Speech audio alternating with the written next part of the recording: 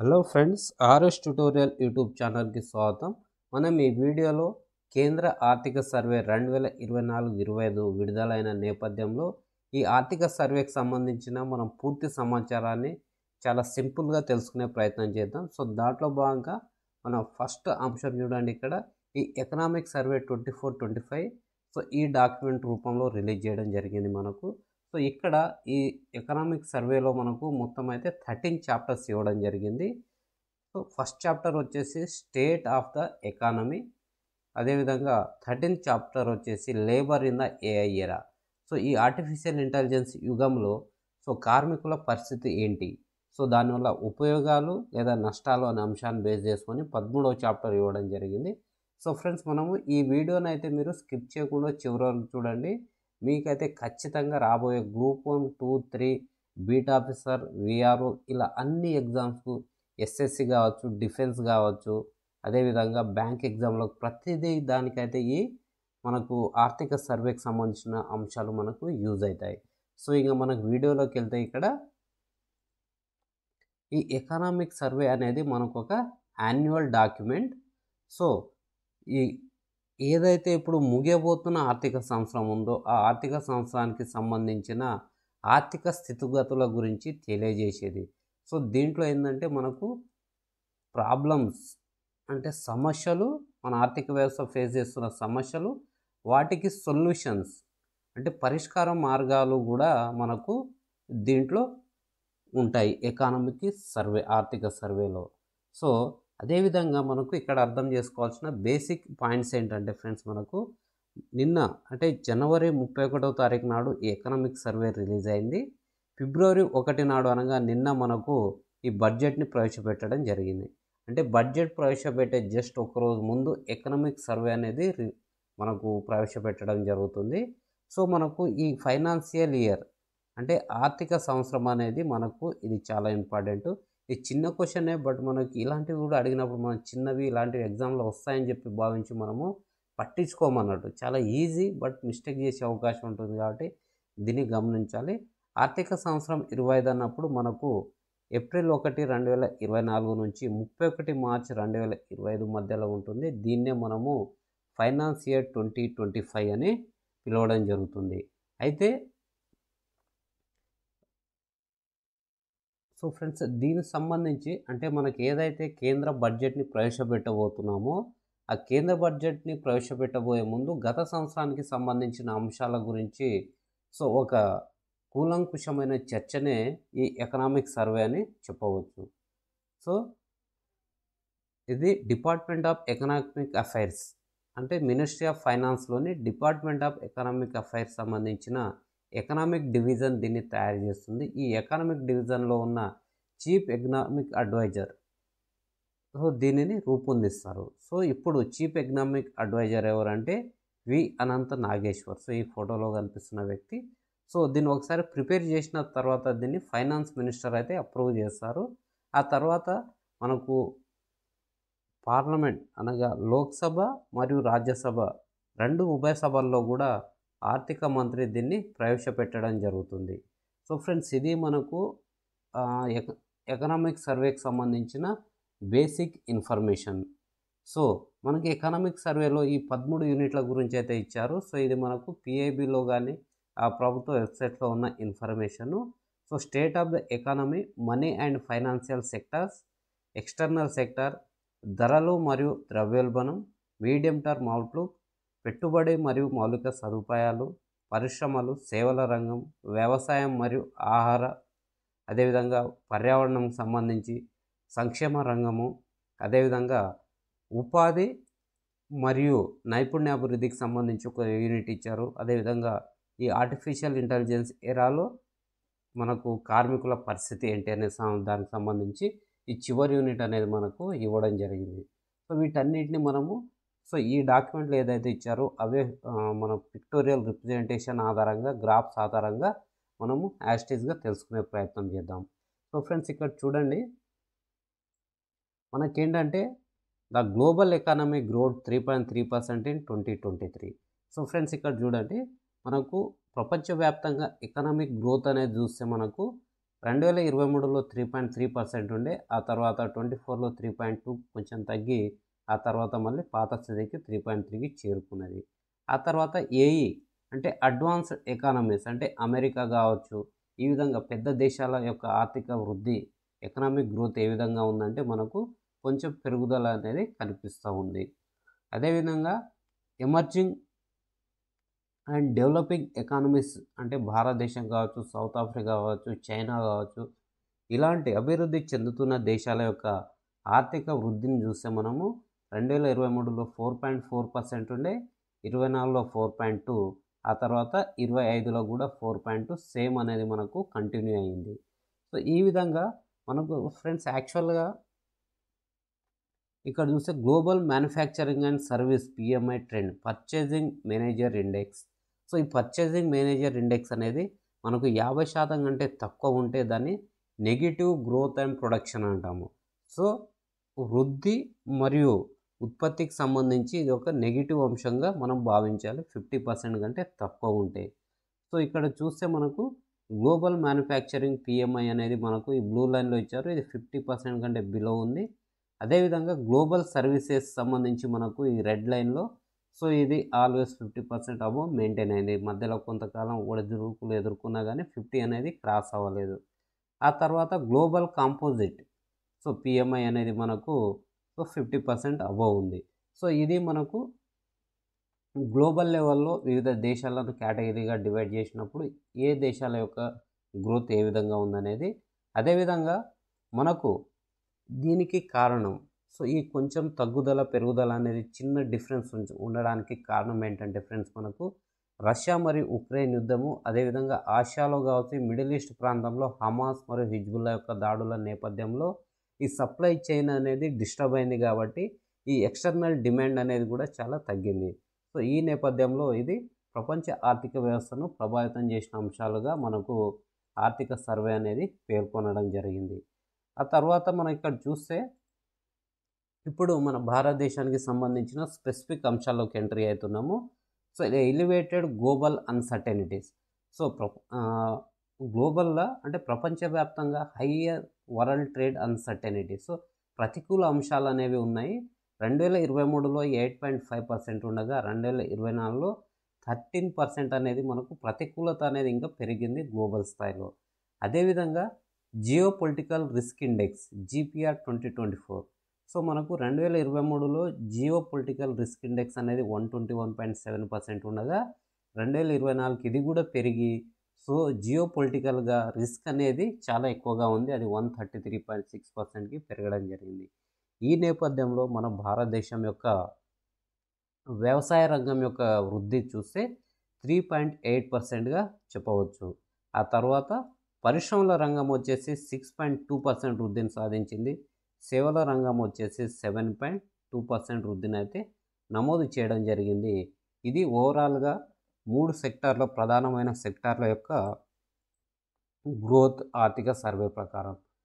Friends అదేవిధంగా ఇదే డాక్యుమెంట్లో ఇచ్చిన మరొక ఇన్ఫర్మేషను మనకు భారతదేశం యొక్క రియల్ జీడిపి అనేది ఫైనాన్స్ ఇయర్ 2025కి 6.4%గా ఈ డాక్యుమెంట్ అనేది పేర్కొనడం జరిగింది.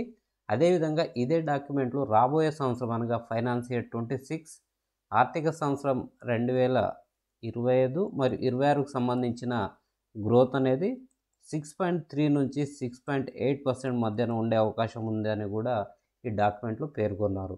సో ఫ్రెండ్స్ ఈ రెండు స్టేట్మెంట్లు కూడా మనకు ఒక్కొక్కటి కూడా ఒక్కో స్టేట్మెంట్ రూపంలో ఒక క్వశ్చన్ రావచ్చు. సో ఇక్కడ ఏం చేస్తారంటే సో ఇన్ఫర్మేషన్ మొత్తం సేమ్ ఉంటుంది, కానీ మనకు ఇక్కడ ఈ ఫైనాన్స్ ఇయర్ 25 ఫైనాన్స్ ఇయర్ 26 అనేది చేంజ్ చేయొచ్చు. అంటే ఈ విధంగా చిన్న చిన్న డిఫరెన్స్ తోటి మనల్ని కన్ఫ్యూజ్ చేసే ప్రయత్నం చేస్తారు ఎగ్జామినర్స్. కాబట్టి మనం ఇక్కడ ఈ వీడియోలో చెప్తున్న ప్రతి అంశాన్ని చాలా క్షుణ్ణంగా మనము పరిశీలించాలి. అదేవిధంగా ఈ పీడిఎఫ్ని నేను మన టెలిగ్రామ్ ఛానల్లో మరియు ఈ వీడియో డిస్క్రిప్షన్లో పెడతాను, అక్కడ నుంచి డౌన్లోడ్ చేసుకోండి. సో ఈ విధంగా ఒక సమ్మరీ లాగా చెప్పే అంశాలను అంటే ఓవరాల్గా మనం అర్థం చేసుకున్న తర్వాత అంటే సారాంశం చదివిన తర్వాత ఆ టాపిక్లోకి వెళ్ళి డీటెయిల్గా చదివితేనే మనకు ఇంకా చాలా మంచిగా అర్థమవుతుంది. కాబట్టి ఫస్ట్ ఈ వీడియోని విని తర్వాత ఈ పీడిఎఫ్ని చదివే ప్రయత్నం చేయండి. సో మన ఫిస్కల్ డెఫిసిట్ చూస్తే మన జీడిపిలో ఫిజికల్ డెఫిసిట్ యొక్క పర్సంటేజ్ 5.6 ఉంది, అది గతంలో 6.4% ఉండే. ఆ తర్వాత జీడిపి గ్రోత్ స్థిర ధరల వద్ద ఎంత పర్సంటేజ్ ఉందంటే ఫ్రెండ్స్ మనకు 6.4%. సో ఇక్కడ చూస్తున్నట్టుగా రియల్ జీడిపి తర్వాత రాబోయే సంవత్సరానికి 6.3 నుంచి 6.8 ఉండే అవకాశం ఉంది. అదేవిధంగా ఫుడ్ గ్రెయిన్స్ ప్రొడక్షన్ ఆహార ధాన్యాల ఉత్పత్తిలో మనకు 2023-24లో 332.3 మిలియన్ టన్నుల ఆహార ధాన్యాల ఉత్పత్తి అయితే నమోదైంది. అదేవిధంగా foreign exchange and reserve so 2023-24లో 646.4 బిలియన్ల US$ ఉండగా ఇప్పుడు అది 634.6 అంటే కొంచెం తగ్గుదల నమోదవడం జరిగింది. సో క్యాపిటల్ ఎక్స్పెండిచర్ అంటే మూలధనం యొక్క వ్యయం, ఎంత మూలధనాన్ని మనం మూలధనం మీద వ్యయం చేస్తున్నాం అనేది చూస్తే మనకు ఇది 2020-21 ఆర్థిక సంవత్సరం నుంచి మనకు క్రమంగా పెరుగుతూ ఉంది. ఇప్పుడు 3.2% జీడిపిలో 3.2% అనేది మనకు క్యాపిటల్ ఎక్స్పెండిచర్. అదేవిధంగా ఇండస్ట్రియల్ ప్రొడక్షన్ పారిశ్రామిక ఉత్పత్తి జీడిపిలో ఎంత అనేది చూస్తే మనకు 5.9% అనేది మనకు నమోదవ్వడం జరిగింది. సో ఫ్రెండ్స్ ఆ తర్వాత ఇక్కడ చూస్తే మనకు మూలధన వ్యయం అనేది మనకు ఇక్కడ అంటే మూలధనం మీద మనం చేసే ఎక్స్పెండిచర్ అనేది జీడిపి పర్సంటేజ్లో మనకు ప్రతి సంవత్సరం పెరుగుతూ పోతుంది. 2.1, 2.5, 2.7, 3.2. సో మూలధనం మీద చేసే వ్యయం అనేది మనకు చాలా కీలకం కాబట్టి ఇది పెరుగుతూ ఉండడం ఒక మంచి పరిణామం. అదేవిధంగా ఫిజికల్ డెఫిసిట్ మనకు ఆర్థిక లోటు మన జీడిపిలో ఆర్థిక లోటు పర్సంటేజ్ అనేది 2020-21లో 9.2% ఉంది.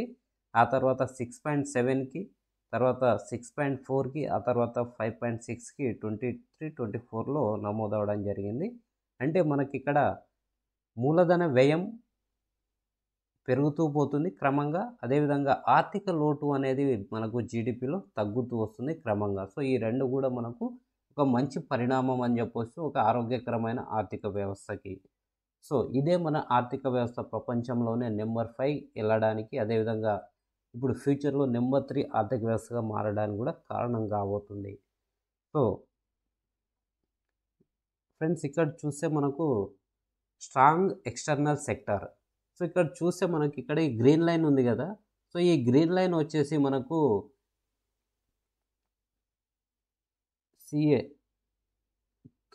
Current account balance. సో ఈ కరెంట్ అకౌంట్ అంటే మనకి ఎక్స్టర్నల్ సెక్టార్ సంబంధించి కరెంట్ అకౌంట్ బ్యాలెన్స్ అనేది మనకి ఎప్పుడు కూడా నెగిటివ్లో ఉంది. చూడండి ఇక్కడ 0 నుంచి చూస్తే సో మొత్తం నెగిటివ్లో ఉంది. ఎక్కడో దగ్గర సమ్ ఒక క్వార్టర్లో కొంచెం పైకి వస్తుంది కానీ మనకు ఆల్మోస్ట్ ఎప్పుడు కూడా నెగిటివ్ ఉంటుంది. అయితే ఫ్రెండ్స్ మనకు భారతదేశాన్ని స్పెసిఫిక్గా తీసుకున్నప్పుడు గూడ్స్ అంటే వస్తువుల విషయంలో మనము ఇంపోర్ట్స్ ఎక్కువగా చేస్తాము. అదేవిధంగా కరెంట్ అకౌంట్ డెఫిసిట్ అనేది మనకు ఆల్మోస్ట్ ఎప్పుడు కూడా నెగిటివ్గానే ఉంటుంది. సో మనకు అదేవిధంగా ఇక్కడ చూస్తే మనకు ఈ బ్లూ కలర్లో ఉన్నది నెట్ ప్రైవేట్ ట్రాన్స్ఫర్స్. సో మన వేరే దేశంలో మన ఇండియన్స్ పనిచేస్తున్నారు, మన సొంత దేశానికి పంపిస్తున్న డబ్బు కావచ్చు, ఇలాంటివన్నీ కూడా మనకి ఎప్పుడు పాజిటివ్లో ఉన్నాయి. అదేవిధంగా సర్వీస్ ట్రేడ్ బ్యాలెన్స్ అనేది కూడా మనకు పాజిటివ్లో ఉంది. సో మర్చెండైజ్ ట్రేడ్ బ్యాలెన్స్ అనేది కూడా పాజిటివ్లో ఉంది. ఇవన్నీ పాజిటివ్లో ఉన్నప్పటికీ మనకు నెట్ అకౌంట్ బ్యాలెన్స్ అనేది ఎప్పుడు కూడా నెగిటివ్లో ఉంటుంది. అదేవిధంగా CR so capital to risk asset ratio, దీన్నే క్యాపిటల్ అడిక్వసీ రేషియో సిఏఆర్ అని కూడా పిలుస్తాము బ్యాంకింగ్ టర్మినాలజీలో.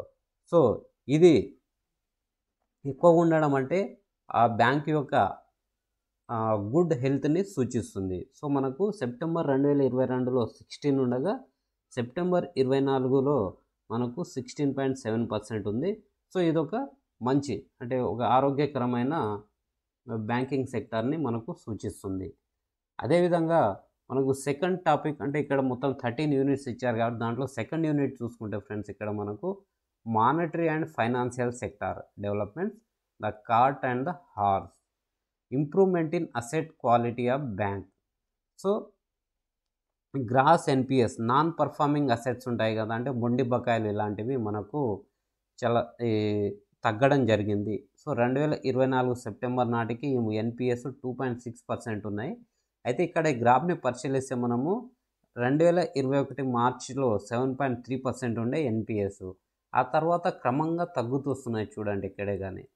సో ఫ్రెండ్స్ ఇక్కడ ఇప్పుడు ఈ ఆర్థిక సర్వే ప్రకారం ఎన్పిఏ పర్సెంటేజ్ ఎంత అని డైరెక్ట్ క్వశ్చన్ అడగకుండా దీన్ని ఇట్లా స్టేట్మెంట్ రూపంలో అడిగే అవకాశం ఉంటుంది.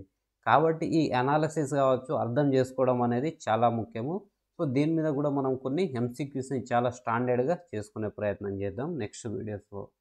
అదేవిధంగా బ్యాంకులకు వచ్చే లాభాలు ఇవి కూడా క్రమంగా పెరుగుతూ ఉన్నాయి. మార్చి 2021లో 0.7% ఉండగా అది పెరుగుతూ పోతూ సెప్టెంబర్ 2024 నాటికి 1.4%కి చేరుకోవడం జరిగింది. సో బ్యాంకుల లాభాలు అనేవి పెరిగినాయి. సో నాన్ పర్ఫార్మింగ్ అసెట్లు అనేవి మనకు తగ్గడం జరిగింది. సో ఇది మనకు non performing asset and bank రిలేటెడ్గా ఇక్కడ ఈ డాక్యుమెంట్లో ఇచ్చిన డాటా.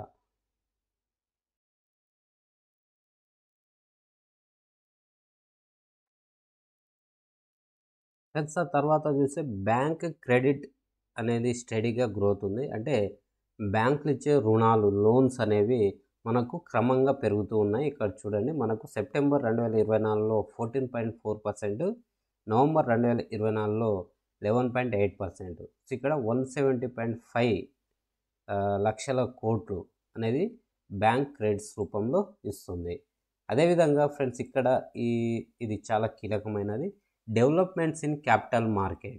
సో మూలధన మార్కెట్లో వచ్చిన అభివృద్ధి అనేది చూస్తే మనకు ఈ క్యాపిటల్ మార్కెట్ యొక్క పర్ఫార్మెన్స్ అని చెప్పేసి ఇక్కడ ఒకటి స్లైడ్స్ ఇవ్వడం జరిగింది. సో ఇక్కడ ఏంటంటే ఫ్రెండ్స్ మనకు షేర్ మార్కెట్లో ఈ ప్రైమరీ మార్కెట్ పెట్టుబడులు అనేది చాలా పెరగడం జరిగింది మనకు. సో మనకు ఫైనాన్షియల్ ఇయర్ 24తో కంపేర్ చేస్తే ఈ ఫైనాన్షియల్ 25లో 5% ఈ షేర్ మార్కెట్లో పెట్టుబడులు పెరగడం జరిగింది. అదేవిధంగా ఈ డీమ్యాట్ అకౌంట్ యొక్క నంబర్ ఆఫ్ డీమ్యాట్ అకౌంట్స్ కూడా పెరగడం జరిగింది. సో గత సంవత్సరంతో కంపేర్ చేస్తే మనకు 33% డీమ్యాట్ అకౌంట్స్ పెరిగాయి. సో అదేవిధంగా తర్వాత కొత్త కంపెనీలు ఇచ్చే ఇనిషియల్ పబ్లిక్ ఆఫరింగ్ ఐపీఓస్ కూడా పెరగడం జరిగింది. సో అదేవిధంగా ఫ్రెండ్స్ మ్యూచువల్ ఫండ్లో పెట్టుబడులు పెరిగాయి. అయితే మనకు ఫైనాన్షియల్ 21లో మనకు 2.9 crores ఉండగా మ్యూచువల్ ఫండ్లో మనకు ఈ 2024 డిసెంబర్ నాటికి 5.6%కి అది అంటే ఆల్మోస్ట్ డబల్ అవ్వడం జరిగింది మ్యూచువల్ ఫండ్లో పెట్టుబడులు. అదేవిధంగా India market capitalization to GDP ratio stood at 136% at the end of December 24 for higher than other EMEs. అదేవిధంగా మంత్లీ యావరేజ్ గ్రాస్ సిప్ అంటే ఈ సిప్ చేస్తారు కదా ఫ్రెండ్స్ మనకు ఈ మార్కెట్లో ఈ సిప్లో కూడా పెట్టుబడులు పెరగడం జరిగింది. అయితే ఫైనాన్షియల్ 22లో 0.10 లక్షల కోట్లు ఈ సిప్ చేయగా ఈసారి డిసెంబర్ 2024 నాటికి 0.23% అంటే ఇది ఆల్మోస్ట్ ఇది కూడా అంటే డబల్ అవ్వడం జరిగింది. సో ఫ్రెండ్స్ ఇది మొత్తం సిస్టమేటిక్ ఇన్వెస్ట్మెంట్కి సంబంధించిన ఇదొక మనకు ఆర్థిక సర్వేలో ఇచ్చిన ఒక అంశము. అదేవిధంగా రూరల్ సెక్టార్. సో ఈ రూరల్ సెక్టార్లో బ్యాంకింగ్కి సంబంధించి మనకు ఓవరాల్గా 64.2% అంటే 64.2 crores పబ్లిక్ అనేది మనకు బ్యాంకింగ్ పరిధిలోకి రావడం జరిగింది. ఇది ఆర్బీఐ యొక్క ఫైనాన్షియల్ ఇన్క్లూజన్ ఇండెక్స్ ప్రకారంగా 2024 మార్చి నాటికి. సో ఓవరాల్గా రూరల్లో ఈ రీజనల్ రూరల్ బ్యాంక్స్ మనకు అత్యధికంగా బ్రాంచెస్ స్థాపించడం జరిగింది మొత్తం 700 జిల్లాల్లో. సో 26 స్టేట్స్ మరియు 3 యూటీలలో 14% అన్ని షేర్స్తో కలిపి 14% ఉంది. సో అదేవిధంగా ఈ బ్యాంకులలో వచ్చేసి మొత్తం 6.6 లక్షల కోట్ల డిపాజిట్స్ అనేది నమోదు కావడం జరిగింది ఆర్ఆర్బీస్లో. అదేవిధంగా ఇవి ఆర్ఆర్బీ బ్యాంకులు అడ్వాన్స్ల రూపంలో 4.7 లక్షల కోట్లు అడ్వాన్స్ రూపంలో ఇవ్వడం జరిగింది. సో ఇది ఫ్రెండ్స్ మనకు రూరల్ సెక్టార్లో ఈ బ్యాంకింగ్కి సంబంధించిన పర్ఫార్మెన్స్. అదేవిధంగా యూనిట్ 3లో ఎక్స్టర్నల్ సెక్టార్లో ఎఫ్డిఐకి సంబంధించి ఇవ్వడం జరిగింది గ్లోబల్ ట్రేడ్ డైనామిక్స్. సో గ్లోబల్గా ఈ వర్తకం కూడా అనేక ఒడిదుడుకులను ఎదుర్కొంటుంది. ఈ నేపథ్యంలో మన 2023 ఆర్థిక సంవత్సరంలో మనకి ఇక్కడ చూడండి, ఎక్స్పోర్ట్స్ గ్రోత్ కావచ్చు, ఇంపోర్ట్కి సంబంధించిన గ్రోత్ కావచ్చు, రెండు కూడా పూర్తిగా తగ్గడం జరిగింది. కానీ తర్వాత 2024 Q2, 3కి వచ్చేసరికి ఎక్స్పోర్ట్ అండ్ ఇంపోర్ట్ రెండు కూడా పెరుగుదల నమోదవడం జరిగింది. ఇది ఎఫ్డిఐకి సంబంధించిన అంశం ఫ్రెండ్స్, ఇది ఎఫ్డిఐ. ఆ తర్వాత మన ఇండియాలో ఎక్స్పోర్ట్స్ అనేవి ఎప్పుడు కూడా ఇంపోర్ట్స్ కంటే తక్కువగా ఉంటాయి. అది ఆల్వేస్ ఆ విధంగా అయితే మెయింటైన్ అవుతుంది. అదేవిధంగా భారతదేశంలో ఈ మర్చెంటైజ్ ట్రేడ్ డెఫిసిట్ అనేది కూడా పెరుగుతూ ఉంది. సో మన భారతదేశంలో ఏం చేస్తామంటే ఇంపోర్ట్ అనేది చాలా ఎక్కువగా ఉంటుంది. దాంట్లో ఆభరణాలు మరియు ఆయిల్ లాంటి వస్తువుల ఇంపోర్ట్స్ అనేది ఎక్కువగా ఉంటుంది. అయితే ఈ ఇంపోర్ట్లో నుంచి మనము ఇక్కడ నాన్ పెట్రోలియం ఐటమ్స్ని తీసేస్తే మనకు ఇక్కడ మనకు పాజిటివ్ ఉంది. అదేవిధంగా ఈ నాన్ పెట్రోలియంతో పాటు నాన్ జెమ్స్ అండ్ జ్యువెలరీ ఎక్స్పోర్ట్స్ని కూడా తీసేసినప్పుడు మనకి ఇక్కడ ఎక్స్పోర్ట్స్ అనేది పాజిటివ్లోకి వెళ్తుంది. ఇది సర్వీస్ సెక్టార్కి సంబంధించి సర్వీస్ ట్రేడ్ అనేది మనకు ఎప్పుడు సర్ప్లస్లో ఉంటుంది ఫ్రెండ్స్, మనకు సర్వీస్ ట్రేడ్. సో మనకు సర్వీస్ ఎక్స్పోర్ట్స్ అనేది మనకు 252 నుంచి 281కి పెరగడం జరిగింది డిసెంబర్ 23 నుంచి డిసెంబర్ 24 నాటికి. సర్వీస్ ఇంపోర్ట్స్ అనేవి కూడా మనకు పెరగడం జరిగింది. కానీ ఓవరాల్గా నెట్ వాల్యూ చూసినప్పుడు మనకు సర్వీస్ ట్రేడ్లో మనము సర్ప్లస్లో ఉన్నాము, 31 పాయింట్స్ అని చెప్పవచ్చు. సో ఫ్రెండ్స్, మనకు జనరల్గా మనం గుర్తుంచుకోవాల్సిన అంశం ఏమంటే భారతదేశం గూడ్స్ విషయంలో నెగిటివ్ డెఫిసిట్ని కలిగి ఉంటుంది, అంటే లోటును కలిగి ఉంటుంది. సర్వీసెస్ విషయంలో భారతదేశం ఎప్పుడు పాజిటివ్గా అనగా సర్ప్లస్ని అయితే కలిగి ఉంటుంది. సో దీన్ని మనం గుడ్డిగా గుర్తుపెట్టుకోవచ్చు సింపుల్గా. అదేవిధంగా ఈజ్ ఆఫ్ డూయింగ్ బిజినెస్కి సంబంధించి కొన్ని ఇనిషియేటివ్స్ ఏ విధంగా ఉండాలని ఇక్కడ ఇచ్చారు. సో మనకి ఎక్స్పోర్ట్స్ పెరగాలంటే ఇవి అమలు చేయాలి, ఈ 5 అంశాలు. అంటే ఇక్కడ ఏం చేయాలి, development of logistic hubs, enhanced investment in infrastructure. So మౌలిక సదుపాయాలు కల్పించాలి, లాజిస్టిక్ హబ్స్ని డెవలప్ చేయాలి. అదేవిధంగా supply chain efficiency so improvement చేయాలి. అదేవిధంగా మనకు ఇంప్లిమెంటేషన్ పేపర్లెస్ ఈ బ్యాంకింగ్ అనేది మనం ఇక్కడ ఇంప్లిమెంట్ చేయాల్సిన అవసరం ఉంటుంది. ట్రేడ్ కనెక్ట్ కోసం ఈ ప్లాట్ఫామ్ని లాంచ్ చేయాలి. అదేవిధంగా డీజీఎఫ్టీ ట్రేడ్ ఫెసిలిటేషన్ సంబంధించిన ఒక మొబైల్ యాప్ని కూడా ఇక్కడ లాంచ్ చేయాల్సిన అవసరం అయితే ఉంటుంది. సో ఈ విధంగా ఈ 5 చర్యలను తీసుకుంటే పాటిస్తే ఎక్స్పోర్ట్స్ అనేది పెరిగే అవకాశం ఉంటుందని చెప్పేసి ఒక సొల్యూషన్ అనేది ఇక్కడ మనకు అంటే పరిష్కార మార్గాన్ని ఈ ఆర్థిక సర్వే సూచించింది. సో భారతదేశం ఎఫ్డిఐస్ని అయితే చాలా ఎక్కువగా అట్రాక్ట్ చేస్తూ ఉంది.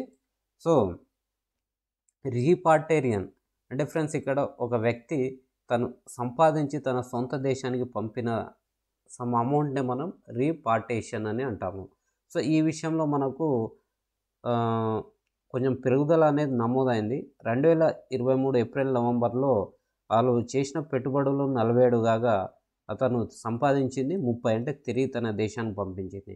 అయితే ఈ 2 అంశాల్లో కూడా ఇక్కడ పెరుగుదల నమోదైంది, 47 to 56, 30 to 40. సో ఈ విధంగా ఎఫ్డిఐ ఇన్ఫ్లోస్ సంబంధించి మనకు ఈ విధంగా అయితే ఉంది. అదేవిధంగా సర్వీస్ సెక్టార్ ఇన్ఫ్లో అనేది 19% పెరగడం జరిగింది ఈ ఆర్థిక సంవత్సరంలో. సో అదేవిధంగా మనకు ఓవరాల్గా సర్వీస్ ఎఫ్డిఐస్ అనేవి ఏ రంగాలు ఎక్కువగా వస్తున్నాయనేది చూస్తే మనకు నెంబర్ 1 స్థానంలో సర్వీస్ సెక్టార్ ఉంది, ఫైనాన్షియల్ ఇన్ఫ్రాస్ట్రక్చర్. రెండో స్థానంలో కంప్యూటర్ సాఫ్ట్వేర్ అండ్ హార్డ్వేర్. మూడో స్థానంలో వచ్చేసి ట్రేడింగ్ అనేది ఇక్కడ ఉంది. సో ఈ టాప్ 3 అనేది గుర్తుపెట్టుకోవాలి మనము. సర్వీస్ సెక్టార్ 1, ఆ తర్వాత సాఫ్ట్వేర్ అండ్ హార్డ్వేర్ అనేది సెకండ్ ప్లేస్లో ఉంది. తర్వాత థర్డ్ ర్యాంక్లో వచ్చేసి మనకు ట్రేడింగ్ అనేది ఉంది. సో ఫ్రెండ్స్, ఇది వీటిలో మనకు అత్యధికంగా ఎఫ్డిఐస్ అనేది రావడం జరిగింది మనకు ఈ ముగియబోతున్న ఈ ఆర్థిక సంవత్సరంలో. అదేవిధంగా భారతదేశం యొక్క ఫోరెన్సిక్ నిల్వలకు సంబంధించి చూద్దాం ఇక్కడ. సో ఫ్రెండ్స్, సెప్టెంబర్ 2024లో 706 ఉండేది. సో దాన్ని 640కి తగ్గించడం జరిగింది డిసెంబర్ 2024 నాటికి. అయితే డొనాల్డ్ ట్రంప్ వచ్చిన తర్వాత భారతదేశం యొక్క రూపాయి విలువ అనేది చాలా తగ్గుముఖం పట్టింది. సో ఈ నేపథ్యంలో రూపాయి విలువను కాపాడడానికి ఆర్బీఐ మన ఫోరెక్స్ నిల్వల్లో కొంత అమ్మింది కూడా. సో దీని మూలంగానే $706 బిలియన్ ఉన్న ఈ ఫోరెక్స్ అనేది $640 బిలియన్ చేరింది. సో ఈ రూపీ ఫాల్ డౌన్ అవుతున్న దాన్ని కాపాడే బాధ్యత దాంట్లో భాగంగా ఆర్బీఐ అయితే ఈ చర్యలను తీసుకోవడం జరిగింది. సో ఫ్రెండ్స్, ఈ మొత్తంగా మన ఫోరెక్స్ విలువలను చూస్తే నిల్వలు వీటి యొక్క విలువ చూస్తే మనకు మొత్తం ఎక్స్టర్నల్ డెబ్ట్లో 89.9% ఉంది. సో మన విదేశీ రుణాల్లో 89.9% ఎంత అంటే ఈ 640 ఫోరెక్స్ విలువల యొక్క వాల్యూ. సో ఈ విధంగా మనకు డాక్యుమెంట్ ఈ ఎకనామిక్ సర్వే మంచి అంశాలను అయితే కవర్ చేసింది. సో ఫ్రెండ్స్, ఇది ఇంకా చాలా కీలకమైనది 4th unit prices and inflation, ధరలు మరియు ద్రవ్యోల్బణం సంబంధించిన మార్పులను గురించి ఇక్కడ ఇవ్వడం జరిగింది. సో ఇక్కడ హెడ్లైన్ ఇన్ఫ్లేషన్ అనేది మనకు చాలా కీలకం. ఈ హెడ్లైన్ ఇన్ఫ్లేషను మనం నెక్స్ట్ స్లైడ్లో చూద్దాం. సో ఇక్కడ మనకు కన్జ్యూమర్ ప్రైస్ ఇండెక్స్, అదేవిధంగా హోల్సేల్ ప్రైస్ ఇండెక్స్, ఈ రెండు అంశాల గురించి మనం ఇక్కడ చర్చించబోతున్నాము. సో కన్జ్యూమర్ ప్రైస్ ఇండెక్స్ అనేది మనకి ఇక్కడ 6% ఉంది, మీరు చూడవచ్చు. అదేవిధంగా కోర్ ఇన్ఫ్లేషన్ అనేది మనకు 4 to 4.5% నమోదైంది. అదేవిధంగా డబ్ల్యూపీఏ ఈ హోల్సేల్ ప్రైస్ ఇండెక్స్కి సంబంధించిన ఇన్ఫ్లేషన్ అనేది మనకు 2%గా నమోదవడం జరిగింది. అయితే ఫ్రెండ్స్, ఇక్కడ ఈ కన్జ్యూమర్ ప్రైస్ ఇండెక్స్ అనేది ఎందుకు ఎక్కువగా ఉంటుందంటే మన భారతదేశంలో ఫుడ్ మరియు ఫ్యూయల్ వల్ల భారతదేశంలో ఈ సిపిఐ యొక్క ఇన్ఫ్లేషన్ అనేది పెరుగుతుంది. అయితే మనం కోర్ ఇన్ఫ్లేషన్లో నుంచి ఈ ఫుడ్ అండ్ ఫ్యూయల్ని రిమూవ్ చేస్తే మనకు 4 to 4.5% వస్తుంది. సో కోర్ ఇన్ఫ్లేషన్ అంటే ఏం లేదు ఫ్రెండ్స్, మనకు ఈ కన్జ్యూమర్ ప్రైస్ ఇండెక్స్ నుంచి ఫుడ్ అండ్ ఫ్యూయల్ని తీసేస్తే వచ్చేదే మనకు కోర్ ఇన్ఫ్లేషన్. అదేవిధంగా మనము నెక్స్ట్ హెడ్లైన్ ఇన్ఫ్లేషన్ సంబంధించిన అంశాలను అయితే చూద్దాము. ఈ హెడ్లైన్ ఇన్ఫ్లేషన్ ఏంటంటే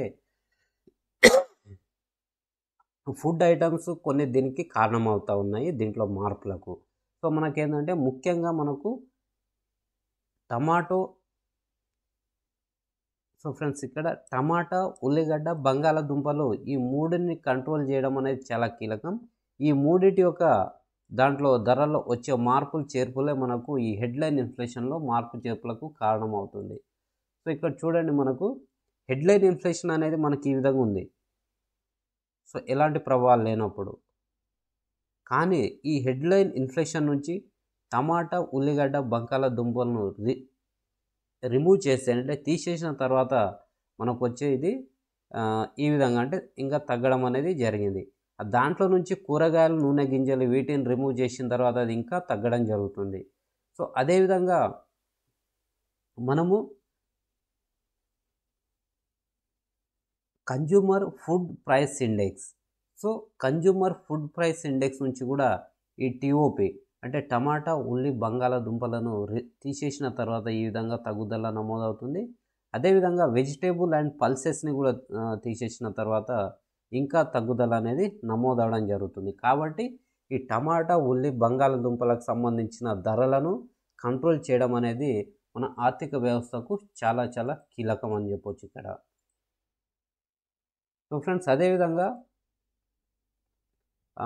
ఫుడ్ ఇన్ఫ్లేషన్ సంబంధించి ఏ విధంగా కంట్రోల్ చేస్తుంది గవర్నమెంట్ అనేది ఇక్కడ చూస్తే, ఇన్ఫ్లేషన్ ఉన్నప్పుడు గవర్నమెంట్ సప్లై చైన్ను పెంచడానికి ప్రయత్నం చేస్తుంది. అంటే ఇక్కడ సప్లై చైన్ పెరగడానికి గవర్నమెంట్ ప్లాన్ చేస్తుంది, కానీ అదే సందర్భంలో ఈ సబ్సిడీలు కూడా గవర్నమెంటే ఇస్తుంది. సో అంటే ఓవరాల్గా ద్రవ్యోల్బణాన్ని కంట్రోల్ చేయడానికే ఈ సప్లై చైన్లో పెంచడం కావచ్చు, అదేవిధంగా సబ్సిడీలు ఎక్కువ మొత్తంలో ఇవ్వడం కూడా ప్రభుత్వం ఎందుకు చేస్తుందంటే ఈ ద్రవ్యోల్బణం అన్న ఇన్ఫ్లేషన్ని కంట్రోల్ చేయడానికి ప్రభుత్వం చేసే ప్రయత్నాల్లో భాగంగా. సో మనకు సిరియల్స్ అంటే తృణధాన్యాలు, ఇవి దీన్ని ఈ గోధుమలు అంటే వీటిని ప్రజలు స్టాక్గా ఉంచుకుంటారు, మార్కెట్లోకి తీసుకురాకుండా. ఎందుకంటే ఇది కూడా మనకు ధరలు పెరగడానికి కారణమవుతుంది. అందువలన ప్రభుత్వం ఏం చేసిందంటే open market sale scheme and అదేవిధంగా భారత్ బ్రాండ్ అనే ఈ స్కీమ్లను కూడా తీసుకురావడం జరిగింది. సో పల్సెస్ అనగా పప్పుల గురించి చూసుకుంటే మనం ఇక్కడ ఈ పప్పులకు సంబంధించిన ఇంపోర్ట్స్ పైన పన్నును తీసివేయడం జరిగింది. సో కూరగాయలకు సంబంధించిన విషయం చూడండి ఫ్రెండ్స్, ఇక్కడ కూరగాయల మీద తక్కువ ధరకు మార్కెట్లో దొరకాలని చెప్పేసి ప్రభుత్వం ఏం చేస్తుందంటే ఈ కూరగాయల మీద సబ్సిడీ అనేది ఎక్కువగా ఇవ్వడం జరుగుతుంది. సో ఇవన్నీ నిత్యావసరాలు కాబట్టి వీటి యొక్క ధరలను కంట్రోల్ చేయడం అనేది చాలా కీలకం. So medium term outlook, deregularization driven growth. So friends ఇక్కడ ఏంటంటే అనవసరమైన కండిషన్స్ని అంటే ప్రభుత్వం వీలైనంత వరకు తక్కువగా మార్కెట్లో తన ప్రమేయాన్ని ఉంచుకోవాలంటే వీలైనంత తక్కువగా ప్రభుత్వం యొక్క ప్రమేయం మార్కెట్లో ఉంటే అప్పుడు ఏమవుతుందంటే గ్రోత్ అనేది మనకు ఎక్కువగా ఉంటుందని చెప్పొచ్చు. ఈజ్ ఆఫ్ డూయింగ్ బిజినెస్ 2.0ని తీసుకురావాల్సిన అవసరం ఉందని ఈ డాక్యుమెంట్ అయితే పేర్కొన్నది. అయితే ఫేజ్ 1లో మనకు ఈ అంశాలను అయితే అమలు చేశారు.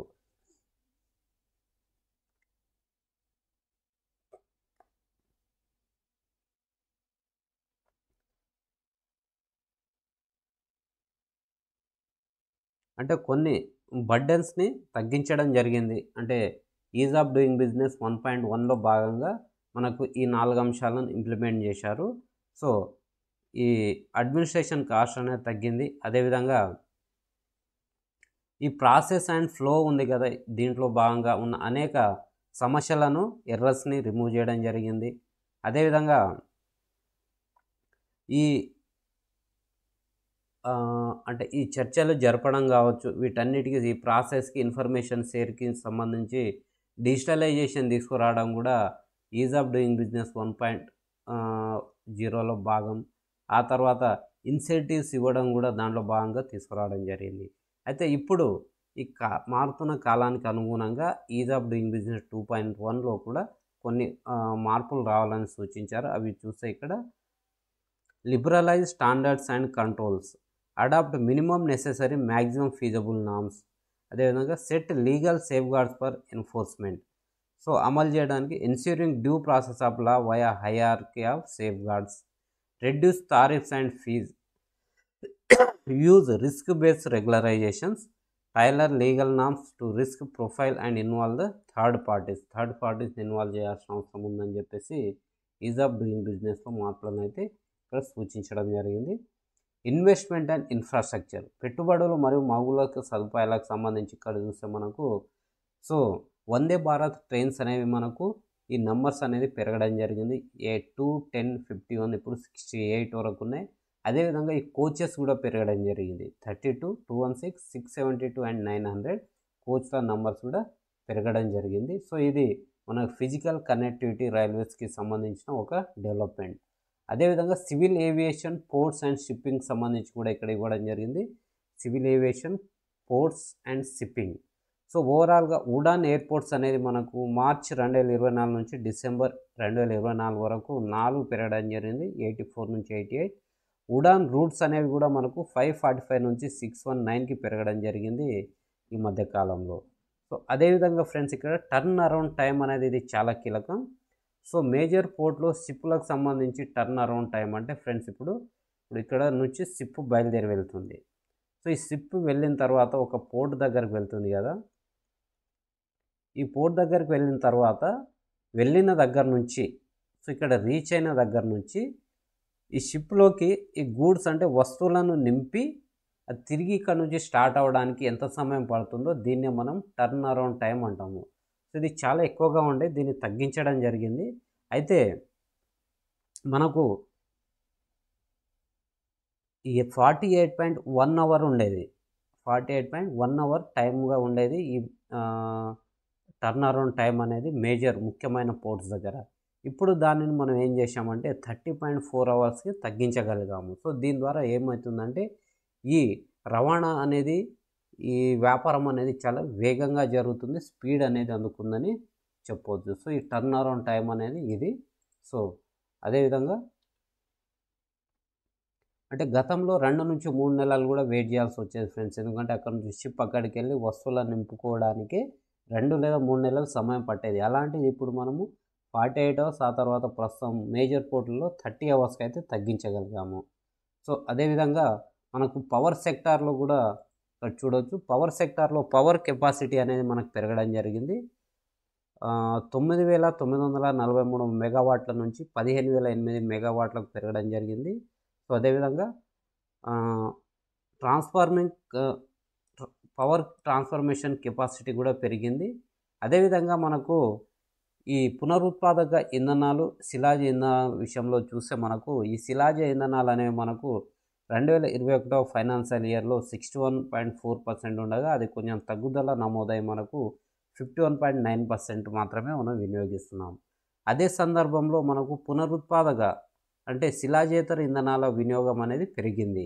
అది 2021లో 38.6% ఉండగా 2025 నాటికి అప్ టు డిసెంబర్ నాటికి మనకు 47.1% అనేది మనకు నమోదైంది. సో శిలాజ ఇంధనాలు అనేవి తగ్గుతూ ఉన్నాయి. సో రెన్యూవబుల్ ఎనర్జీస్ అనేది మనకు పెరుగుతూ ఉంది మనకు పవర్ సెక్టార్ విషయంలోకి వస్తే. అదేవిధంగా టెలికమ్యూనికేషన్ సంబంధించిన మౌలిక సదుపాయాల్లో డిజిటల్ కనెక్టివిటీని చూస్తే మనకు సో టవర్ ఇన్స్టాలేషన్ పెరిగింది. సో ఆప్టికల్ ఫైబర్ కేబుల్ వేయడంలో కూడా పెరుగుదల నమోదవుతుంది. అదేవిధంగా హై స్పీడ్ బ్రాడ్బ్యాండ్ అనేది మనకు పెరగడం జరిగింది. భారత్ నెట్ ప్రోగ్రాంలో భాగంగా optical fibre cable and high speed broadband అనేది పెరిగింది. సో గ్రామీణ మౌలిక సదుపాయాల విషయంలో మనకి ఇక్కడ Jal Jeevan mission. So Jal Jeevan mission అంటే ఏం లేదు ఫ్రెండ్స్, మనకు నల్లాల ద్వారా ఇంటింటికి తాగునీరు అందించడమే ఈ జల్ జీవన్ మిషన్ యొక్క లక్ష్యం. సో ఆగస్టు 2019లో 3.2 కోట్ల మంది దీని లబ్ధిదారులు ఉండగా నవంబర్ 2024 నాటికి 15.3 కోట్లు ఇది చేరడం జరిగింది. అంటే చాలా పెద్ద పెరుగుదల. సో ఇప్పటి వరకు మన భారతదేశంలో మొత్తం 8 రాష్ట్రాలు మరియు కేంద్రపాలిత ప్రాంతాల్లో 100% ఈ జల్ జీవన్ మిషన్ అనేది అమలయ్యింది. సో ఆ రాష్ట్రాలు యూటీలు ఏవంటే అరుణాచల్ ప్రదేశ్, గోవా, హర్యానా, హిమాచల్ ప్రదేశ్, గుజరాత్, పంజాబ్, తెలంగాణ, మిజోరాం. సో ఈ 8 రాష్ట్రాలు మరియు కేంద్రపాలిత ప్రాంతాల్లో జల్ జీవన్ మిషన్ అనేది సక్సెస్ఫుల్గా కంప్లీట్ చేయడం జరిగింది. సో బహిరంగ మల విసర్జన, ఈ బహిరంగ మల విసర్జన కూడా 2024 మార్చి 31 నుంచి 2024 నవంబర్కి కంపేర్ చేశారు. సో ఈ గ్రీన్ కలర్ అనేది 75% కంటే ఎక్కువ అనేది అక్కడ సాధించడం జరిగింది. అంటే 70% కంటే ఎక్కువ మంది ఈ బహిరంగంగా మల విసర్జన అనేది చేయడం లేదు. సో ఇక్కడ చూడవచ్చు ఈ ఇయర్ నుంచి అంటే ఈ మంత్ నుంచి 31 మార్చ్ నుంచి 22 నవంబర్ మధ్యన మనకి గ్రీన్ అనేది పెరుగుతూ ఉంది. సో ఇది మనకు ఓడిఎఫ్ ప్లస్ స్టేటస్కి సంబంధించిన ఇన్ఫర్మేషన్. అదేవిధంగా వివిధ రంగాల్లో వివిధ ఇనిషియేటివ్స్లో ప్రోగ్రెస్ని కూడా ఇక్కడ పేర్కొన్నారు. ప్రధానమంత్రి ఆవాస్ యోజన, సో అర్బన్, దీంట్లో 1.18 crore హౌజెస్ సంబంధించిన శాంక్షన్స్ అనేవి శాంక్షన్ అయినాయి. 2024 నవంబర్ 25 నాటికి 1,18,00,000 హౌజెస్ అనేవి శాంక్షన్ అయ్యాయి. అదేవిధంగా అర్బన్ ట్రాన్స్పోర్ట్ సంబంధించి మెట్రో రైల్స్ 1,010 కిలోమీటర్లు కరెంట్లీ పనిచేస్తూ ఉన్నాయి. అదేవిధంగా అంటే మొత్తం 23 సిటీస్లలో అడిషనల్గా 980 కిలోమీటర్ల వర్క్ కూడా జరుగుతూ ఉంది. Atal mission for rejuvenation and urban transformation, tap water coverage అనేది 70% పెరిగింది. సివరేజ్ కవరేజ్ అనేది 72%కి పెరగడం జరిగింది. ఈ స్మార్ట్ సిటీ మిషన్లో భాగంగా 93% ప్రాజెక్ట్ అనేది కంప్లీట్ అయింది. సో 2025 జూన్ 13 నాటికి ఈ స్మార్ట్ సిటీ మిషన్ అనేది కంప్లీట్ అవుతుందని చెప్పేసి ఇక్కడ సో దీనికి సంబంధించిన కొన్ని ముఖ్యమైన ఇనిషియేటివ్స్ సంబంధించిన ఇన్ఫర్మేషన్ ఇవ్వడం జరిగింది. సో ఫ్రెండ్స్ ఇక్కడ ఇచ్చిన ఈ 4 అంశాలను 4 స్టేట్మెంట్స్గా కానీ ఒక్కొక్క దాని ఒక్కొక్క క్వశ్చన్ రూపంలో కూడా మనకు ఎగ్జామ్లో వచ్చే అవకాశం ఉంటుంది. సో మనం ఇప్పుడు 2025లో మనం రాయబోతున్న గ్రూప్ 1, 2 బీట్ ఆఫీసర్ కావచ్చు, కానిస్టేబుల్, ఎస్ఐ, విఆర్ఓ, సర్వేయర్ ఇట్లా అన్ని ఎగ్జామ్స్కి అయితే కేంద్రానికి సంబంధించిన ఈ బడ్జెట్ ఆర్థిక సర్వే మరియు మన రాష్ట్రంలో కూడా రాబోతున్న బడ్జెట్ ఆర్థిక సర్వే అనేది మనకు అల్టిమేట్గా యూజ్ అవుతుంది. సో తర్వాత 7th చాప్టర్ చూస్తే ఇండస్ట్రీ, పరిశ్రమలు. సో ఈ పరిశ్రమలకు సంబంధించి అంటే ఫ్రెండ్స్ ఇక్కడ ఏమవుతుందంటే మనకు ఆప్టిమిజం ఇన్ ఎకానమీ. అంటే ఊహించిన దానికంటే తక్కువగా బిజినెస్ జరుగుతుంది. అయితే ఒక దేశంలో యొక్క పరిశ్రమల పరిస్థితి గురించి చెప్పాలంటే ఆ దేశంలో సిమెంట్ మరియు స్టీల్ యొక్క రంగం ఏ విధంగా పనిచేస్తుందనే దాన్ని బట్టి ఆ దేశంలో పరిశ్రమల గురించి మనం ఒక అంచనాకి రావచ్చంట. సో ఇక్కడ చూస్తే మనకు సిమెంట్ ప్రొడక్షన్ అనేది పెరిగింది. కానీ అదే సందర్భంలో మనకు స్టీల్ ప్రొడక్షన్ కూడా పెరిగింది, కానీ మన వినియోగం కూడా ఎక్కువగా ఉండడం ద్వారా మనం ఇంపోర్ట్స్ కూడా చేసుకోవాల్సిన పరిస్థితి అయితే ఏర్పడుతుంది మనకు స్టీల్ రంగానికి సంబంధించిన అంశంలో. Performance of consumer goods industries. So textile export అనేది పెరగడం జరిగింది. అదేవిధంగా ఎలక్ట్రానిక్స్లో ఇంపోర్ట్స్ అనేవి రోజు రోజుకు పెరుగుతూ ఉన్నాయి మన భారతదేశంలో. అదేవిధంగా ఇంటెలెక్చువల్ ప్రాపర్టీ రైట్స్కి సంబంధించి భారతదేశంలో గ్రోత్ అనేది చాలా ఎక్కువగా ఉంది. ఆ తర్వాత సర్వీస్ సెక్టార్ సంబంధించి చూస్తే మనకు సర్వీస్ సెక్టార్ యొక్క కాంట్రిబ్యూషన్ మన ఆర్థిక సంవత్సరం 2024-25కు సంబంధించి, అంటే దీన్నే మనం ఫైనాన్స్ ఇయర్ 25 అంటాం. దీంట్లో టోటల్ గ్రాస్ వాల్యూ యాడెడ్లో సేవల రంగం యొక్క కాంట్రిబ్యూషన్ 55.3% ఉంది. అంటే గ్రేటర్ దాన్ 50% సేవల రంగం యొక్క కాంట్రిబ్యూషన్ ఉంది. సో అదేవిధంగా మనం ఇక్కడ చూస్తే సర్వీస్ సెక్టార్ ట్రెండ్ చూస్తే మనము ఫైనాన్స్ ఇయర్ 13 నుంచి 25 వరకు కూడా మనకు పెరుగుదల అనేది నమోదవుతూ ఉంది. సో ఫైనాన్స్ ఇయర్ 13లో 50% ఉన్నది, ఆ తర్వాత కూడా అది పెరుగుతూ మనకి ఇప్పుడు 55.3% వరకు నమోదైంది. సో గ్లోబల్ సర్వీస్ సెక్టార్స్లో మన సర్వీసెస్ ఎక్స్పోర్ట్ని చూస్తే సో మనకు సర్వీస్ సెక్టార్ సంబంధించిన ఎక్స్పోర్ట్ కూడా గ్లోబల్ స్థాయిలో పెరగడం జరుగుతూ ఉంది. తరుగుదల అనేది మనకు సర్వీస్ సెక్టార్లో ఎక్కడ కనిపించదు. So friends, challenges, opportunities and way forward for the services. So సేవల రంగానికి సంబంధించి సవాళ్ళు, అవకాశాలు మరియు మనం నెక్స్ట్ చేయాల్సిన పని ఏంటి అనే దానికి సంబంధించి ఇక్కడ ఇచ్చారు. సో ఇది సింపుల్గా అర్థం అవ్వాలంటే ఏం లేదు, ఇప్పుడు మనకు ఏఐ వచ్చింది. ఏఐ వచ్చిన తర్వాత చాలా వేగంగా ఒక మనిషి చేయాల్సిన, అంటే వేల మంది చేయాల్సిన పనిని ఒక మిషన్ చాలా సింపుల్గా తక్కువ సమయంలో చేస్తుంది. సో దీని ద్వారా దాని మెయింటెనెన్స్ కావచ్చు, శాలరీస్ కావచ్చు, దాని తర్వాత మౌలిక సదుపాయాలు కావచ్చు, అన్నిటి మీద అయ్యే ఖర్చు కూడా తగ్గుతుంది. అయితే ఇదంతా బాగానే ఉంది, కానీ మన భారతదేశం యొక్క ఎకానమీ అనేది లేబర్ ఫోర్స్ ఎకానమీ. కాబట్టి మనము ఇక్కడున్న మన కార్మికులకు వారి ఉపాధి మరియు వారి యొక్క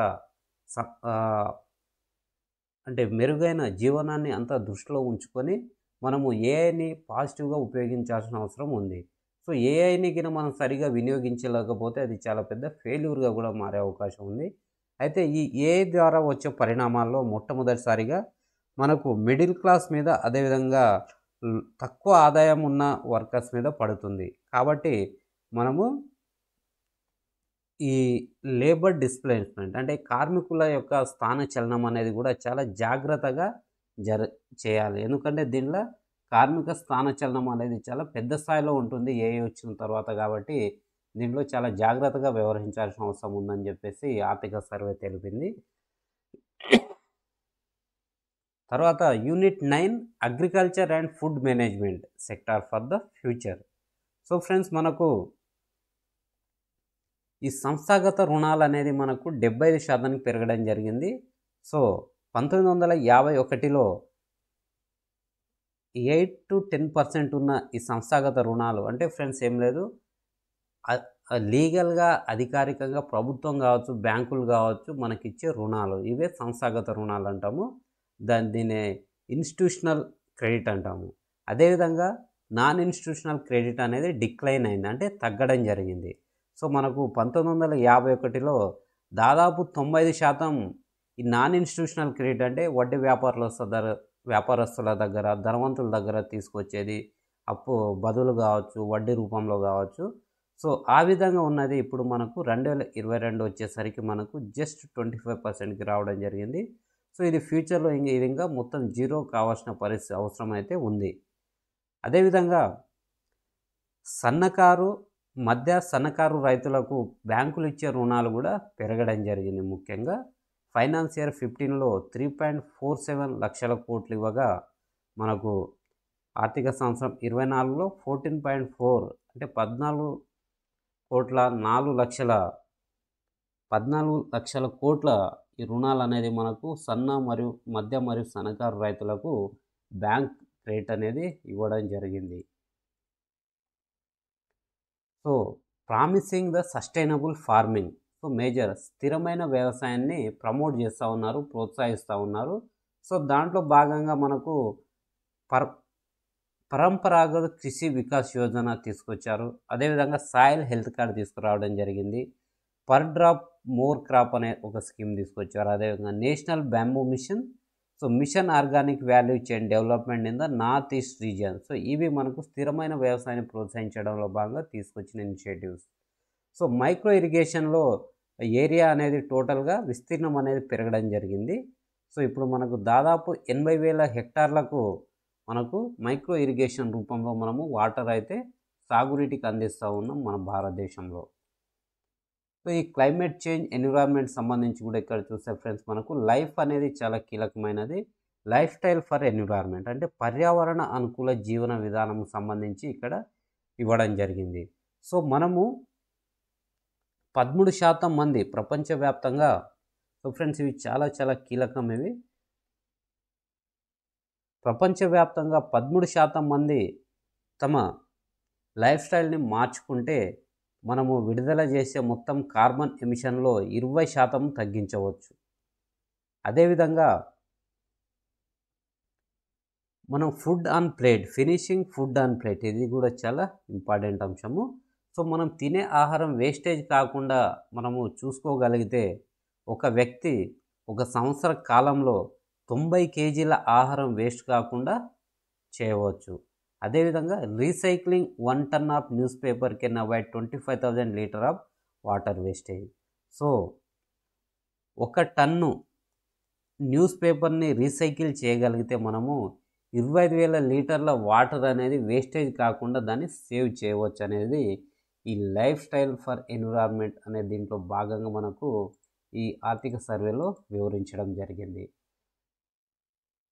అదేవిధంగా మనకు నేషనల్లీ డిటర్మైన్ టార్గెట్స్ మనం చేరుకోవడంలో భాగంగా progress towards India's nationally determine targets. So దీంట్లో భాగంగా మనం రిన్యూవబుల్ ఎనర్జీ అంటే పునరుత్పాదక ఇంధన వనరులకు సంబంధించిన ఫస్ట్ అంశము. సో దీంట్లో మనం ఏంటంటే 2030 నాటికి 50% విద్యుత్ ఈ రెన్యూవబుల్ ఎనర్జీ నుంచి ఉత్పత్తి చేయాలని టార్గెట్గా పెట్టుకున్నాం. కానీ మనం దీన్ని 2024 నవంబర్ నాటికే 46.8% సాధించగలిగాము. సో ఇంకా 5 సంవత్సరాల సమయం ఉంది. దానికంటే ముందే మనం టార్గెట్ని చేరుకోవడం జరిగింది. అదేవిధంగా ఫారెస్ట్ కవర్, రీసెంట్గా ఫారెస్ట్ సర్వే సంబంధించిన ఈ ఫారెస్ట్ సర్వే ఆధారంగా ఫారెస్ట్ కవర్ సంబంధించి మనము 2030 నాటికి ఈ కార్బన్ సింక్ని సంబంధించి ఫ్రెండ్స్ ఇది 2030 నాటికి 2.5 నుంచి 3 బిలియన్ టన్ ఆఫ్ కార్బన్ సింక్ని సృష్టించాలని అనుకున్నాం, అంటే ఫారెస్ట్ని పెంచాలని. కానీ ఈ లక్ష్యాన్ని మనము 2023 నాటికే చేరుకోవడం జరిగింది. అది ఎంత అంటే 2.29 మిలియన్ టన్స్ కార్బన్ సింక్ని అయితే ఇప్పుడు మనం సృష్టించగలిగాం ఇప్పటికే. కాబట్టి మన ఈ నేషనల్లీ డిటర్మైన్ టార్గెట్స్లో అయితే మనము చాలా ముందున్నాం. లక్ష్యం కంటే చాలా వేగంగా అయితే అనుకున్న టైం కంటే వేగంగా లక్ష్యాన్ని చేరుకునే పరిస్థితిలో భారతదేశం ఉంది. So social sector extending reach and driving empowerment. So friends social sector అన్నప్పుడు మనకు ముఖ్యంగా హెల్త్ అండ్ ఎడ్యుకేషన్ అనేవి చాలా ముఖ్యమైనవి. సో మన టోటల్ ఎక్స్పెండిచర్ అనేది భారతదేశం టోటల్ ఎక్స్పెండిచర్ 98 లక్షల కోట్లు కాక దాంట్లో 25.7 లక్షల కోట్లు విద్య మరియు వైద్యం పైన కేటాయిస్తున్నారు. అంటే సో టోటల్గా ఇది 26.2% అని చెప్పొచ్చు విద్య మరియు వైద్యం మీద. సో దీని మీద ఇంకా పెంచాల్సిన అవసరం అయితే ఉంది, విద్యా వైద్యం మీద ఎక్స్పెండిచర్ అనేది. So building strong foundation for life long learning. So improving basic facilities in school. So స్కూల్స్లో మౌలిక సదుపాయాలను ఇంప్రూవ్ చేశారు. ఇక్కడ చూస్తే టాయిలెట్స్ 97%, గర్ల్స్కి సంబంధించి boys toilet 95%, hand wash facility 94%, library, reading room, reading corner 89%, electricity 91.8%, medical checkup స్కూల్స్లో 70%. సో ఇదంతా బాగానే ఉంది. కానీ ఇప్పుడు ఏఐ యుగం అంటున్నాం మనము. ఈ డీప్ సీక్ వచ్చింది. భారతదేశం కూడా ఒక సొంత ఏఐని అభివృద్ధి చేయబోతుంది. ప్రతి అంశంలో ఏఐ అనేది దూసుకుపోతుంది. సో ఇప్పుడు ఈ ఏఐ జనరేషన్ వచ్చిన నేపథ్యంలో ఇక్కడ చూస్తే ఇక్కడ మనము చాలా నెగిటివ్గా ఉందని చెప్పొచ్చు. ఏంటంటే స్కూల్స్లో కంప్యూటర్స్ 57% మాత్రమే ఉన్నాయి. ఇంటర్నెట్ కనెక్షన్ అనేది 53% మాత్రమే ఉంది. సో ఈ ఏఐ యుగంలో మనం పోటీ పడాలి ఏఐతో అంటే అసలు ఇది అనేది అసలు సరిపోదు. సో ఫ్రెండ్స్, దీనికంతా సోర్స్ ఏంటంటే యూడైస్ 23-24 నివేదిక అనేది సోర్స్గా దీన్ని మనకు ఆర్థిక సర్వేలో పేర్కొనడం జరిగింది. Building blocks for a better education. So social emotional learning, దీనికోసం Nipun Bharat, SEE learning India, life skill collaborated. అదేవిధంగా FLN foundational literacy and numeracy scheme తీసుకురావడం జరిగింది. సో పీర్ లెర్నింగ్లో భాగంగా. సో అదేవిధంగా లైఫ్ స్కిల్ ఫ్రేమ్వర్క్, టిమ్ టేర్ initiative, PM e Vidya channel కూడా దీంట్లో భాగంగా లైఫ్ స్కిల్స్లో భాగంగా ప్రారంభించడం జరిగింది. సో ఫ్రెండ్స్, ఇది మనకు లెర్నింగ్కి సంబంధించి అయితే మంచి ఇంప్రూవ్మెంట్ ఉంది. కానీ ఏ నడుస్తున్న యుగంలో కూడా స్కూల్స్లో కంప్యూటర్లు, ఇంటర్నెట్ లేకపోవడం అనేది చాలా ఆందోళనకరమైన విషయం. Pouring rural economy. సో గ్రామీణ ఆర్థిక వ్యవస్థను బలోపేతం చేయడంలో భాగంగా ప్రధానమంత్రి గ్రామ్ సడక్ యోజన, దీంట్లో భాగంగా 7,70,983 కిలోమీటర్ల రోడ్ అనేది వేయడం జరిగింది. అదేవిధంగా ప్రధానమంత్రి ఆవాస్ యోజన గ్రామీణలో భాగంగా 2.69 కోట్ల ఇళ్ల నిర్మాణం పూర్తయింది. జల్ జీవన్ మిషన్లో భాగంగా 12.2 కోట్ల ఇండ్లకు ఈ నల్లా ద్వారా వాటర్ కనెక్షన్ ఇవ్వడం జరిగింది. స్వచ్ఛ భారత్ మిషన్ గ్రామీణ్ అభియాన్లో భాగంగా 11.8 కోట్ల టాయిలెట్స్, 2.51 లక్షల కోట్ల కమ్యూనిటీ శానిటరీ కాంప్లెక్స్ని నిర్మించడం జరిగింది. సో మిషన్ అమృత్ సరోవర్లో భాగంగా 68,843 చెరువులను నిర్మించడం జరిగింది. నేషనల్ హెల్త్ మిషన్ రూరల్లో భాగంగా 165.6 వేల సబ్ సెంటర్స్, 25.4 వేల ప్రైమరీ హెల్త్ సెంటర్స్, 5.5 వేల కమ్యూనిటీ హెల్త్ సెంటర్స్ నిర్మాణం చేపట్టడం జరిగింది. సంసద్ ఆదర్శ్ గ్రామ్ యోజనలో భాగంగా 3,361 గ్రామ పంచాయతీలు ఎంపీల చేత అవి అడాప్ట్ చేయబడినాయి. సో 3,361 గ్రామ పంచాయతీలను ఎంపీలు అడాప్ట్ చేయడం అంటే దత్తత తీసుకోవడం జరిగింది వారి యొక్క స్కీమ్స్లో భాగంగా. సో ఫ్రెండ్స్, ఇక్కడ ఇవన్నీ కూడా మనకు ఇక్కడ ఈ సర్వేలో కావచ్చు, బడ్జెట్లో పేర్కొనే స్కీమ్స్, సాధించిన లక్ష్యాలు, ఇవన్నీ కూడా మనకు ఎగ్జామ్ పాయింట్ ఆఫ్ వ్యూ చాలా చాలా కీలకం. హెల్త్ ఫర్ ఆల్, ఆరోగ్య రంగం విషయంలో చూస్తే మనకు affordable medicine and immunization, ensuring health building care. So 14,000కు పైగా జన ఔషధి కేంద్రాల నిర్మాణం చేపట్టారు. అదేవిధంగా ఫుల్ ఇమ్యునైజేషన్ కవరేజ్లో భాగంగా దేశవ్యాప్తంగా 2023-24 ఆర్థిక సంవత్సరం నాటికి 93.5% అయితే ఈ ఇమ్యునైజేషన్ పూర్తయింది. సో అదేవిధంగా ఆయుష్మాన్ భారత్ ప్రధానమంత్రి జన్ ఆరోగ్య యోజనలో 36.36 కోట్లు ఆయుష్మాన్ కార్డ్ అనేది మనకు ఇవ్వడం జరిగింది. 1,70,560 ఆయుష్మాన్ మందిర్స్ ఆపరేషనలైజ్ అవ్వడం జరిగింది. Food fall for 370 crores. అంటే ఇంకా ఏబిహెచ్ఏ అబా ఐడీస్ 72 కోట్ల మందికి క్రియేట్ చేయడం జరిగింది. యూవిన్ కింద 1.7 కోట్ల ప్రెగ్నెంట్ ఉమెన్, 5.4 కోట్ల చిల్డ్రన్స్ని ట్రాక్ చేయడం జరుగుతుంది. 26.4 కోట్ల వ్యాక్సిన్ డోస్ అనేది మానిటరింగ్ చేయడం జరుగుతుంది. సో అదేవిధంగా పేషెంట్ సర్వీస్లో భాగంగా ఈ సంజీవని అనేది తీసుకురావడం జరిగింది. ఈ సంజీవనిలో భాగంగా 31.19 కోట్ల పేషెంట్ని ఈ సంజీవని ద్వారా సేవలు అందించి వారికైతే సలహాలు, సూచనలు ఇవ్వడం కానీ వారి యొక్క హెల్త్ ప్రిస్క్రిప్షన్ అనేది ఇవ్వడం జరిగింది. సో అదేవిధంగా ఎంప్లాయ్మెంట్ అండ్ స్కిల్ డెవలప్మెంట్ సంబంధించి చూస్తే ఉపాధి మరియు నైపుణ్యాభివృద్ధి. సో ఫ్రెండ్స్, ఇక్కడ మనకు దీంట్లో ఒకటి చాలా కీలకమైన అంశం ఉంది. ఏంటంటే నిరుద్యోగ rate, unemployment rate. So unemployment rate అనేది 17-18లో, ఆ తర్వాత 2023-24 ఇది మనకు చాలా కీలకం.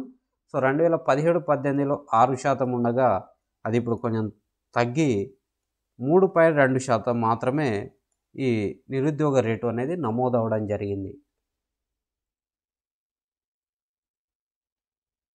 Increase in female labour force participation rate. So labour ఫోర్స్లో పాల్గొనే మహిళల యొక్క సంఖ్య అనేది పెరగడం జరిగింది. సో ఇక్కడ చూడండి, మనం తెలంగాణలో 2017-18లో 26 ఉండగా అదే మనకు 2023-24 నాటికి 37% పెరగడం జరిగింది. ఇలా ఆల్మోస్ట్ దేశవ్యాప్తంగా female labour force participation rate అనేది పెరగడం జరిగింది. సో ఫ్రెండ్స్, ఇక్కడ లేబర్ ఫోర్స్ అంటే మీనింగ్ ఏంటంటే, ఇప్పుడు 18 ఇయర్స్ దాటిన ప్రతి ఒక్కరు, 59 ఇయర్స్ మధ్యలో ఉన్న ప్రతి ఒక్కరు లేబర్ ఫోర్స్ కాదు. అయితే ఇక్కడ ఏంటంటే, పనిచేస్తున్న వ్యక్తి కావచ్చు, పని చేయడానికి సిద్ధంగా ఉన్న వ్యక్తి కావచ్చు, వీరిని మాత్రమే మనము లేబర్ ఫోర్స్ అని పిలుస్తాము. సో ఎకానమీలో ఇవన్నీ వస్తాయి మనకు బేసిక్గా, బట్ ఇక్కడ సిచ్యువేషన్ వచ్చింది కాబట్టి ఈ అంశాన్ని అయితే ప్రస్తావించాను. అదేవిధంగా boosting female labour force participation.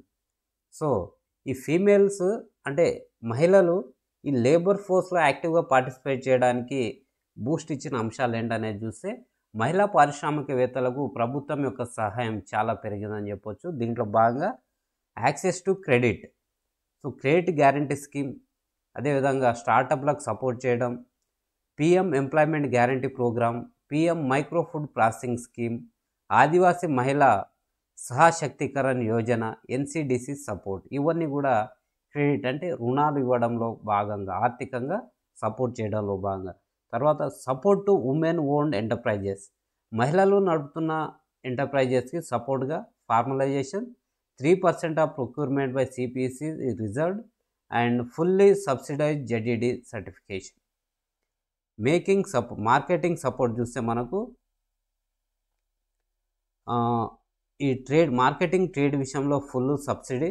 అదేవిధంగా స్కిల్ డెవలప్మెంట్లో చూస్తుంటే Sankalp, Covid development, PM Kushal Vikas Yojana మొదలైనవి స్కిల్ డెవలప్మెంట్ కొరకు తీసుకొచ్చిన కార్యక్రమాలు ఈ మహిళా పారిశ్రామికవేత్తల అభివృద్ధిలో భాగంగా, వారిని ప్రయోజకులను చేయడంలో భాగంగా. సో ఫ్రెండ్స్, ఇక్కడ మన ఈ వీడియోలో చివరి ఆర్టికల్ అంటే చివరి చాప్టరు, చివరి స్లైడ్ అనేది రావడం జరిగింది. So labour force in AI ఎరా.